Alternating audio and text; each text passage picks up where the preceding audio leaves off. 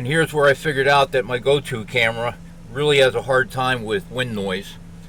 These videos are pretty much unusable because of the noise, so I'll just narrate over them.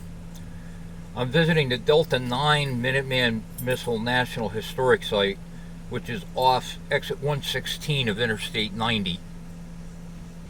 The Delta 1 site, off exit 127, is by appointment only with the Rangers. And then the Visitor Center and Museum is at exit 131. You'll see that after we finish the outdoor tour of the missile site. And I apologize, guys, for the wind noise. I'm going to try to use the existing sound where it's usable, but this has been a learning process for me, so hopefully I won't make that mistake again. Before we get to our on-site footage, let's talk about what we're going to see. First is the missile silo itself. It's 80 foot deep, 25 foot in diameter, and it has a 90-ton blast door that blows off during launch.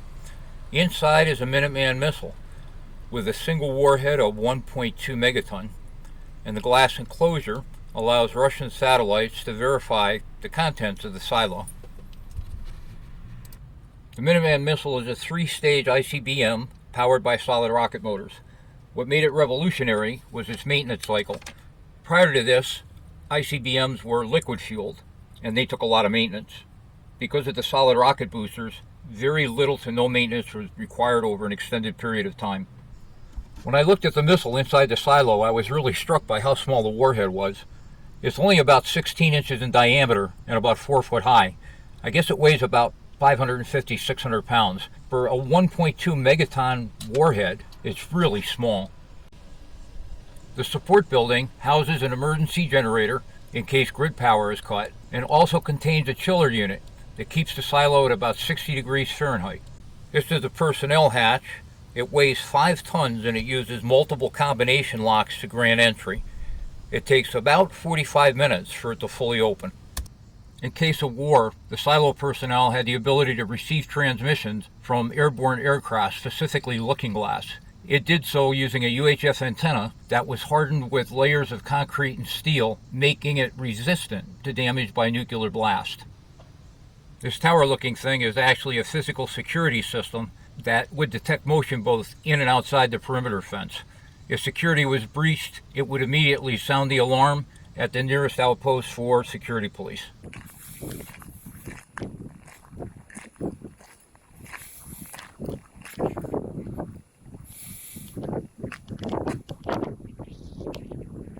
I'm not going to do the self-guided tour, I'm just going to muddle through here.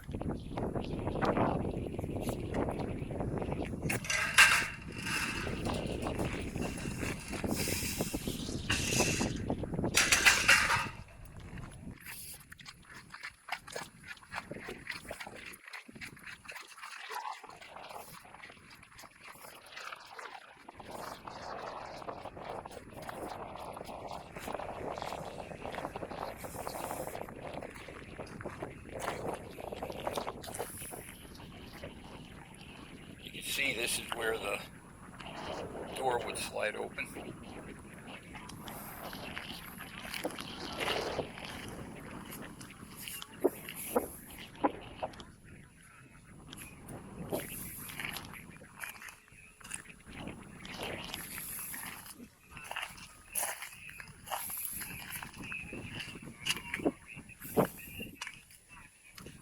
And you can see that that door is partially open. You can see the missile within. The literature said that it's actually open where Soviet satellites can confirm that there's not a live missile in there. And I was mistaken before.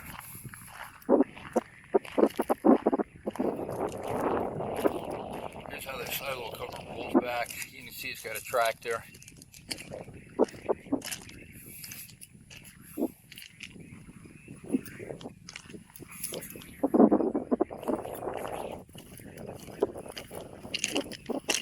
I really don't know what I'm looking at, but that's okay.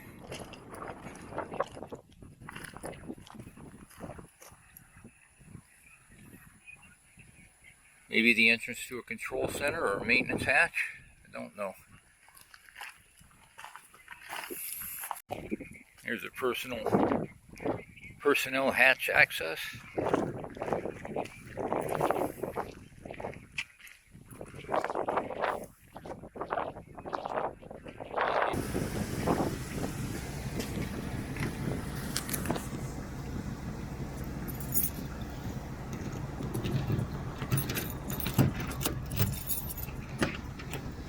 There he is. There's my boy. Alright, move over. Move over. We're here at the Minuteman Missile National Historic Site off exit 131 of Interstate 90 in South Dakota. I'm going to take a look inside. I know there's another facility down at exit 117, but this is actually the historic site and visitor center. So let's take a look inside.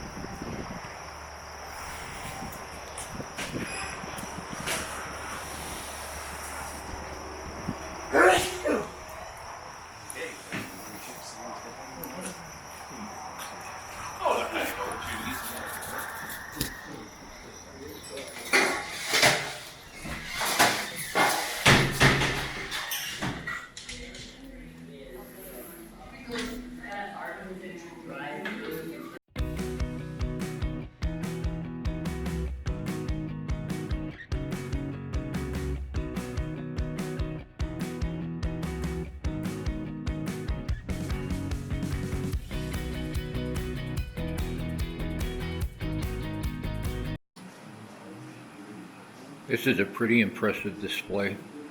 The blue is a number of nuclear warheads the US have, and the orange is the Soviets, and the orange background is the total in the world, I guess, starting in 1955.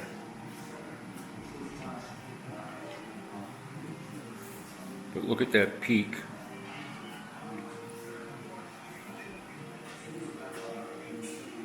In the 80s.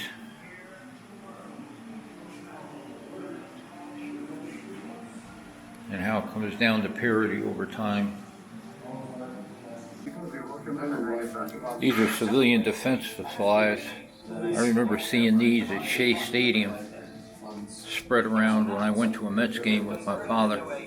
And basically up in the rafters, just waiting for the, waiting for the nuclear confrontation.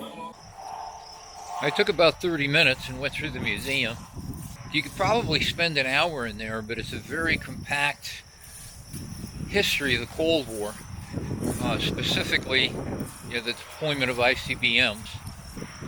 Kind of worth the time, but if you're into the hardware aspect of it, there's not a lot here. Basically, it's a narrative of what went on during the Cold War and the escalation of the Cold War during the Reagan years. Enjoyable, has a nice gift shop. There's a nice informative film about the times we almost launched nuclear weapons against one another, but from a hardware perspective, it's lacking. Would I stop here again? Probably not, because once you have the experience of the museum and you understand the history of the deployment of ICBMs, then you pretty much have a grasp of everything you're going to see inside here.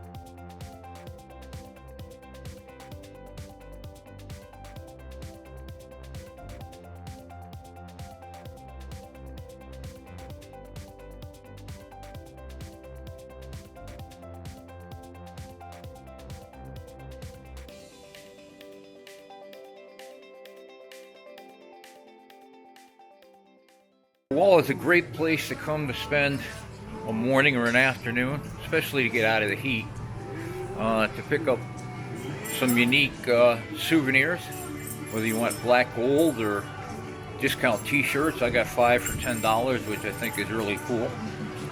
Give the kids a chance to run around a little bit, walk your dog, have lunch or dinner. Just an enjoyable place. Bit of a tourist trap, a little bit expensive, but hey, it's the only place around here. So we're gonna get on with our day.